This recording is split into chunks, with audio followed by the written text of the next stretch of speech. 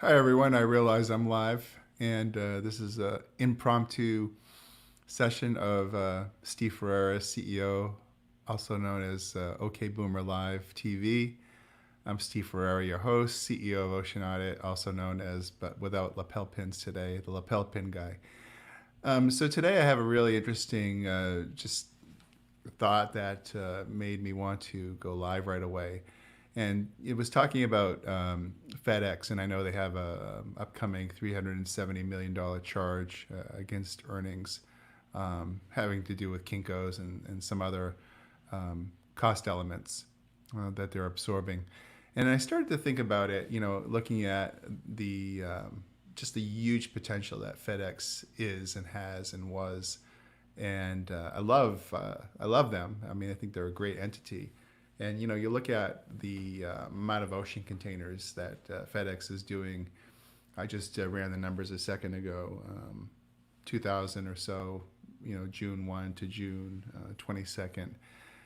I think that something I did many years ago at Sealand is, when you have FedEx, it's just like shooting fish in a barrel, right? You've got enterprise clients, you've got the name FedEx, you've got great data, right, where you can go out and you know who brand X and brand Y are using, or which competitors your BCOs are using.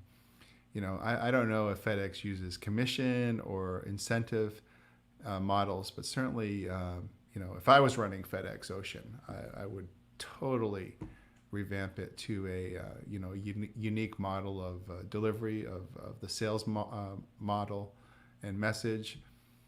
Certainly, the pain points in just dealing with the enterprise clients are huge obstacles. I think that FedEx needs to look at and overcome, and certainly, looking at the market. Right, I've often said that the market for FedEx, UPS, or any of the NVO services lies not necessarily within California and New York and Florida and Texas and Savannah and Georgia and all those places, but it really lies in the interior where it's harder to service. And reality is a company like FedEx is probably more entrenched, in the Nebraskas than a traditional ocean vendor.